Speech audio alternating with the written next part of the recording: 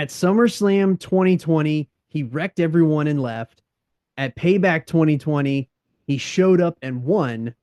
After aligning himself with Paul Heyman and regaining the title he never lost, Roman Reigns had declared himself the flagship of the WWE Universe and the head of the table. There was just one problem. His first challenger was his cousin, Jey Uso. The match at Clash ended with Jay's brother Jimmy throwing in the towel. The month of October saw another excellent build to the blow-off match between the two in Hell in a Cell with tribal consequences. How will this chapter of the story end? It's time to rewind the Bloodline.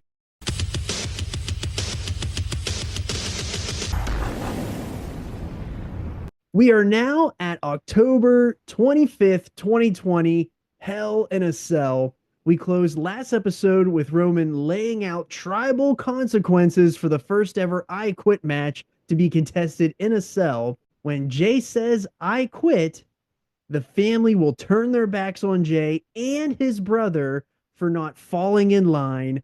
Teddy, how about you kick us off with this show? Yeah, the opening package starts with an old school TV showing highlights from Hell in a Cell matches of the past. We get a bloody warning graphic with Roman and Jay videos behind it.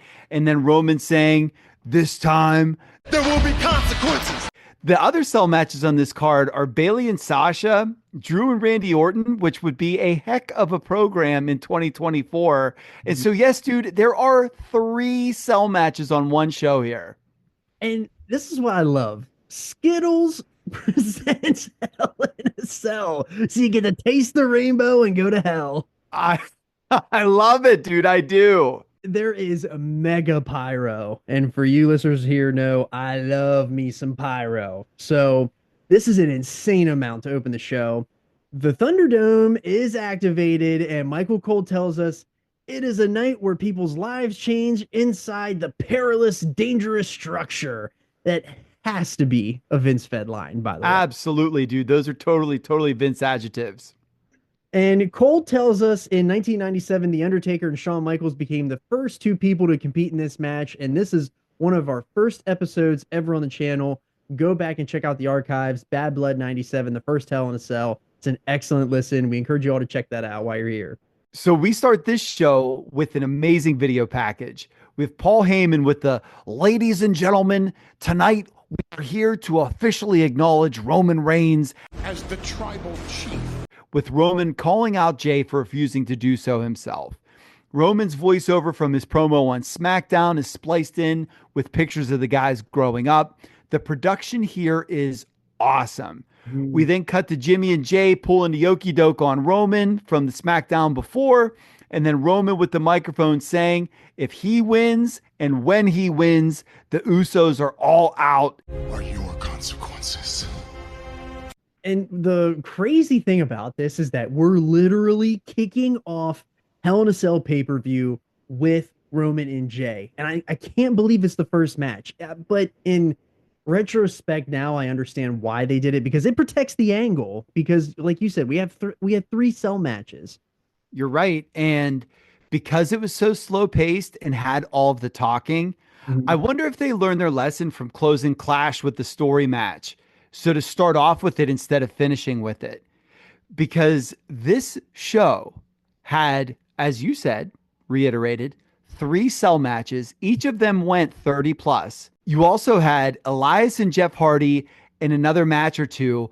And I do believe that they had learned here from the audience being tuckered at by the end of the show to have that slow paced match. Put it up front. This is your main angle. Don't wear everybody out so that it's not dragging at the end of the show. And that makes sense. It really does. But my mind wanders to, like, does it have to do with the ending because of possibly waiting 2 more hours? Or, like, are they going to be asleep? Like, that was where my mind wandered instantly. You know what? That's not a bad thing either. They're 75-ish at this time. Yeah. So that's not an out of bounds thing to think there. So Jay comes out first, and I love this. He's wearing babyface white, and Corey Graves tells us that this is do or die for Jey Uso. Yes. The big dog music hits, but Michael Cole says, here comes the Universal Champion. Here comes The Tribal Chief. So the big dog is no more. Gone. He's been put out to pasture, dropped off at a farm somewhere. Thank so you. this is so this is the fourth time that Roman will step inside of the Hell in a Cell, and he has never been beaten in this match. That's actually really interesting. I did not know that. Michael Cole here for us, man. So Roman comes out with this big, beautiful gold gauntlet. I believe I do have that figure, or used to have that figure. Pretty sure I sold it.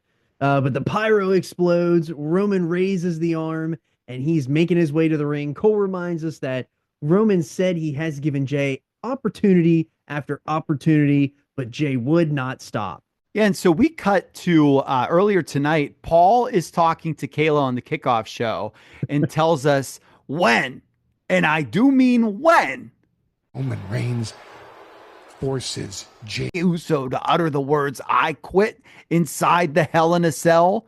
Jey Uso becomes an indentured servant to Roman Reigns. Heyman also drops another Reigns-ing, defending. So I wonder how much longer this is going to go on. But I do want to make a note here and sort of detour. I guess that if Roman wins, they're still in the family. They just now need to do his bidding. So we have a little bit of plans change here. I went back and read The Observer because I wanted to see where the continuity gap was. Yeah. And Dave said that in that promo on the Go Home show on SmackDown, Roman did say the words that Jey would learn to take orders. Interestingly enough, though, there was no follow-up on switching the stakes. They absolutely did, because that show closed with Corey Graves saying, if Jey loses, they're out of the family. They're excommunicated. That caught me off guard because it went from they're out of the family to now they're indentured servants. And they made a really big point of that in the video package, like as they were in the ring. So thank you for going back and checking that out. So we're at the point now where Roman is in the cell, eyes closed, talking to himself. Jey is prowling around the ring, and Roman he's looking great here, man. Yeah. Both men are introduced. The ref locks the door and it's time to rock. Cole does a great job saying that in a normal cell match, you can catch lightning in a bottle, get a quick victory, a roll up, a submission, something like that. But that won't be the case tonight. So the bell sounds, both men are talking to each other, and Jey says, "You're the one who's changing." And Roman responds with, only change because I have to. "And for the family." Yeah, this is good stuff already. They lock up. Roman starts with a shoulder tackle and the right hand to set the tone. Roman hits a suplex, drives Jey's head into a corner, hits him with a lariat, and he's just slow walking like he's Jason Voorhees right here. You know what I'm saying? Like he is a man on a mission. And Roman's saying out loud, you could hear it, "The least you can do is stand." And I was like, whoa. Yes. And Jey hits a kick and enziguri and starts a comeback. So he clotheslines Roman outside, and then he hits a dive onto Roman into the cage. Jey is ramming Roman back and forth into the cage, screaming, You about to get this work too. and Roman is now stunned on the floor. And this is great, but Cole screaming that Jey slammed Roman into the Hell in a Cell made my skin crawl. Like, it's not. And he drives Reigns into the Hell in a Cell. The structure itself is, yes, it encapsulated as Hell in a Cell, but it is a cell. Like, stop. It was a fed line. It was terrible. It made no sense. That's branding, pal. So Jey rips his sleeve off. He throws Roman back into the ring. Jey has Roman in the corner. He runs at him. Roman cuts him off with a spear. And Roman starts telling him basically, you better quit now, because if you don't, you're going to wish you stayed home. And I loved the smack talking and the back and forth. It felt real. And especially when Roman's saying one spear isn't going to do it, like, that was really good. I just loved the back and forth that we had, the constant banter. It didn't matter. And then one spear was going to do it. What was happening, Right. We always had it. And it took advantage of the Thunderdome. You know, it really did, where you're in a position now where you don't need to mic the ring so you can't hear every spot. You can just lower the crowd noise so that in the appropriate, places. And so here they did use that to their advantage. So Roman goes to the outside to get a chair. Jey fires up, hits the ropes, hits Roman with the drop kick into the cell. Jey hits the ropes again to go for a dive, and Roman cuts him off with a forearm. He goes back into the ring, hits the ropes, and delivers another spear. And so now Roman is just telling Jey, just quit. I'm telling you, I don't want to have to go any further. I don't want to have to do this. You're making me the bad guy. And then he says, quit. Or end you. Jey. Oh man, this is good. Yes. So Jey fires up just to get massacred by a spear every time. It was just so good. And the ref is calling for Jey's attention. Roman hits the ropes again, cuts him off with another kick, goes to the top rope, and he hits an Uso splash. And I thought that Roman was doing, not just Roman, but I thought that Jey, they were both selling great in this match. Yeah, absolutely. And the ref asks Roman what he says, do you quit? And of course he says no. But like John said, he's selling great here. Jey goes to the top. He hits another splash. The ref asks Roman if he quits again. And Roman is selling it like he's near capacitated while he's on his stomach. And he just groans, the head of the table never quits. And that was awesome. Yep. Yeah, that was an awesome moment. So Corey says that if Jey wants to make Roman quit, he's got to get more gruesome, more brutal. And as he says that, Jey gets the leather strap. Heyman tells him, Don't! What you mean? Please don't! And Jey tells him that he's about to get this work too. I did love that. That you can hear Paul, don't! Heyman was incredible on the outside. Absolutely. He always is. Yeah. So Jey blasts Roman with the strap. Oh, goodness. He says, you're going to quit today. And Heyman is outside, and the camera angle they had on him, he looked like the profile to the beginning of the old Alfred Hitchcock show. So Jey deals the 3 leather strap lashes. Roman gets up and gives Jey a third spear. Jey mutters, I can't breathe. But he doesn't want to quit. And so we're getting deep now. Roman grabs the strap. He hits Jey and says, you want to whip me? I do the whipping around here. And dude, he absolutely obliterates Jey with these shots, especially on the first one. Oh, God. I felt like I felt it. Yeah, it was intense. And so Jey is trying to fire up, like, as a shoot. Like, what else can you do here to, like, get through that pain? And you could tell that he wanted nothing to do with another one after that first one. Yeah, absolutely. To make this worse, though, he's now belly up, and he takes a strap to the stomach. My Lord. He's a certified oos for that one. You ain't going to get me caught dead doing that. Oh, for sure, dude. So Jey is now writhing in pain on the mat. He's breathing now like Braun was breathing after Roman was beating him down on that SmackDown. You're on an island. You're on my island. I'll show you.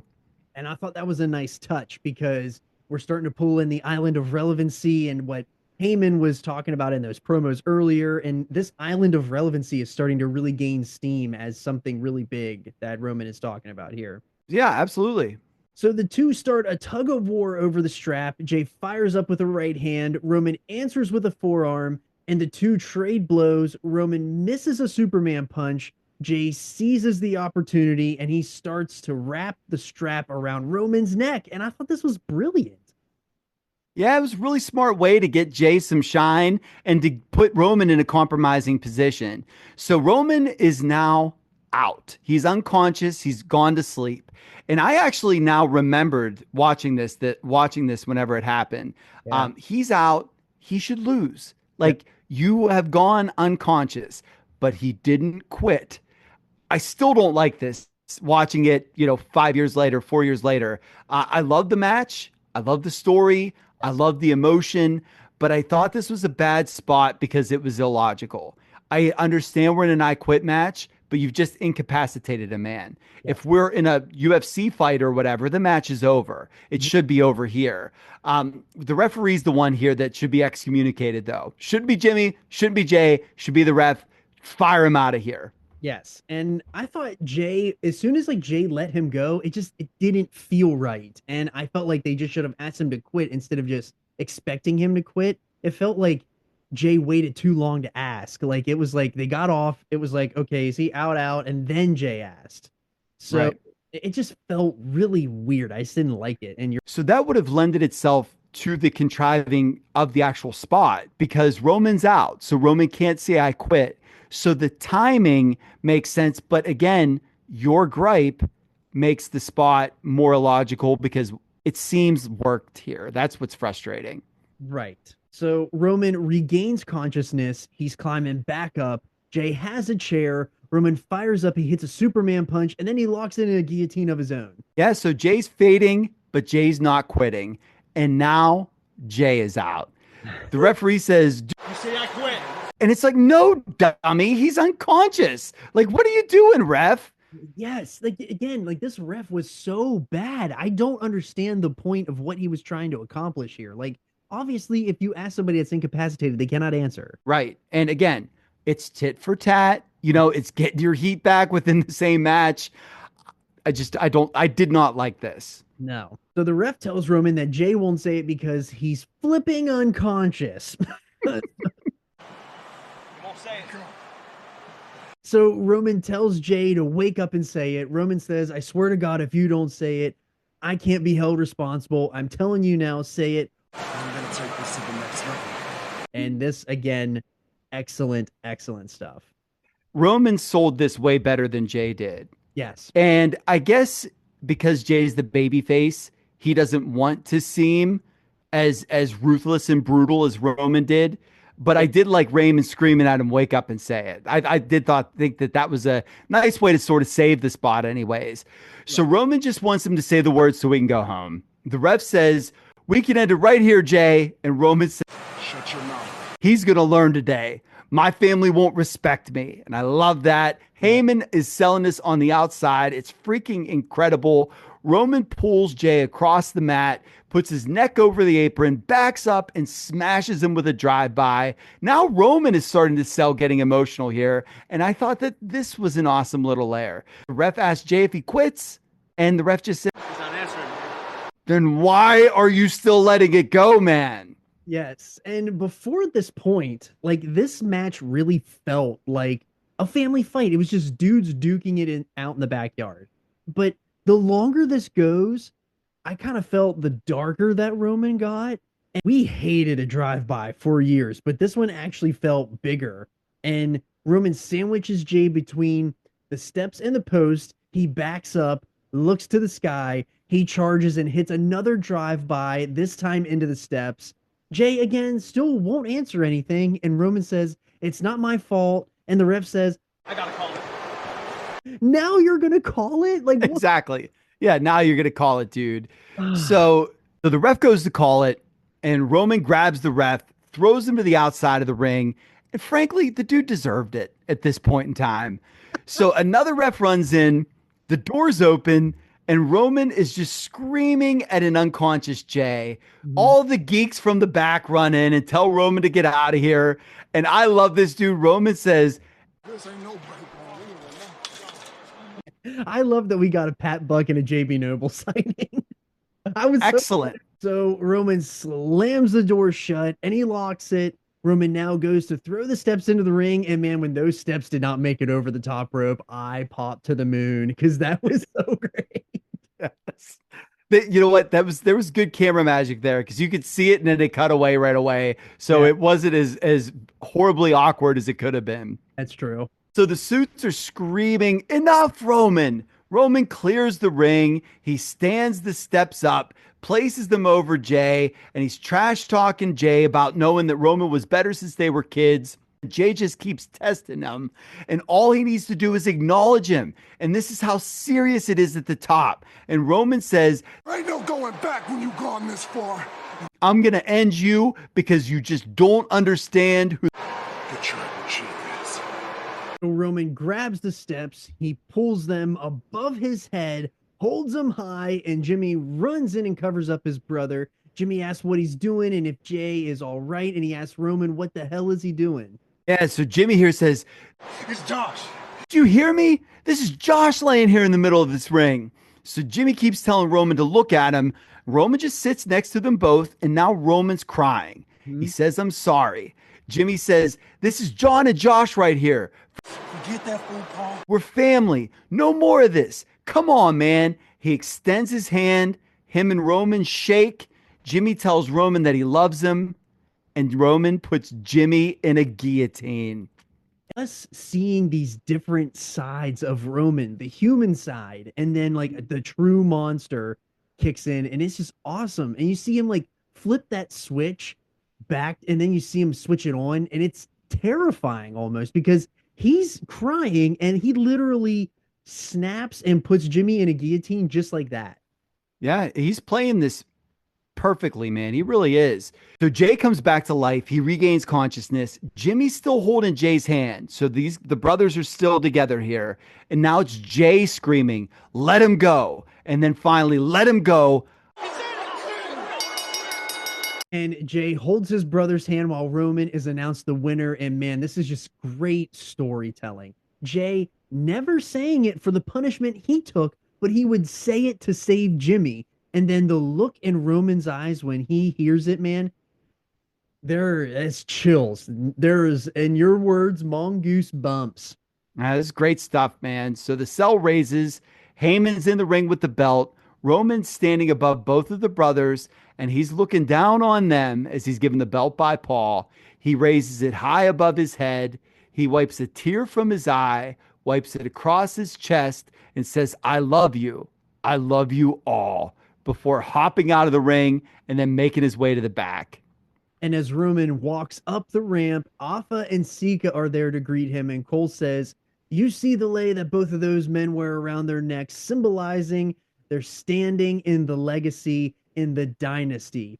As Roman is presented with the Ula Fala by his father, Sika, the Chief's beads, as Corey Graves calls them, and Roman stands between Alpha and Sika, adorning the Ula Fala, raises that belt high above his head, and this was such a visual to end this match. It was incredible. And here's the crazy thing. It was not the original plan.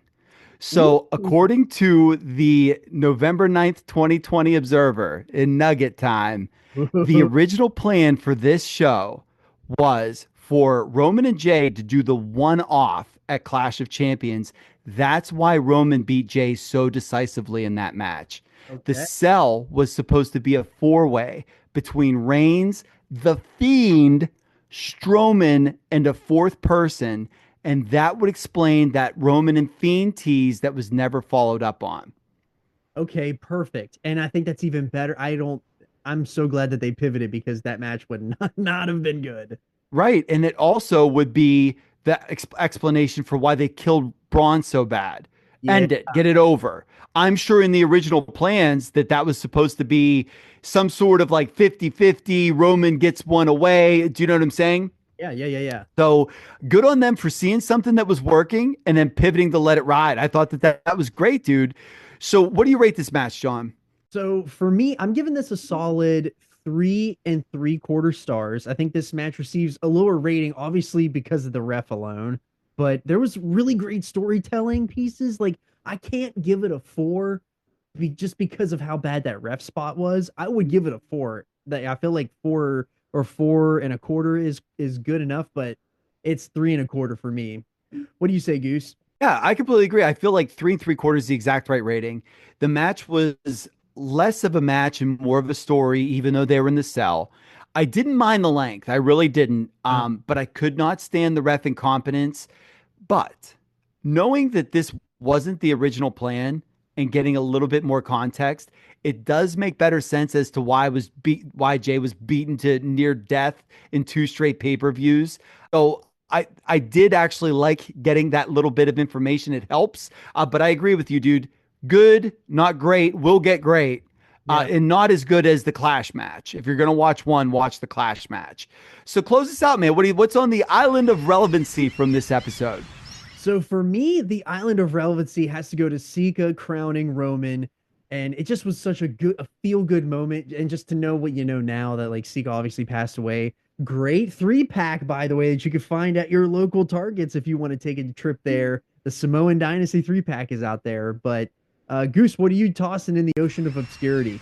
Oh, dude, it's the referee allowing men to be incapacitated but continue the match just because they didn't say the words "I quit." So he's getting tossed away. that wraps up this part this week, and we are coming back and we're going to split up some episodes here because this fallout from Hell in a Cell and what goes to Survivor Series now, there's kind of two stories happening at the same time. So we're going to cover the fallout, which will be the next two episodes of SmackDown. Then we're going to do the Survivor Series, and then we'll end up with Survivor Series. Then we got a short little ways till TLC, and then we're off to the Rumble. So we got a lot of good storytelling here. Make sure you subscribe to the channel. It's the best way to support, and our channel is growing. We love all the feedback you guys are giving us. So keep hitting the like button, keep subscribing, and we'll just keep giving you more of the Bloodline.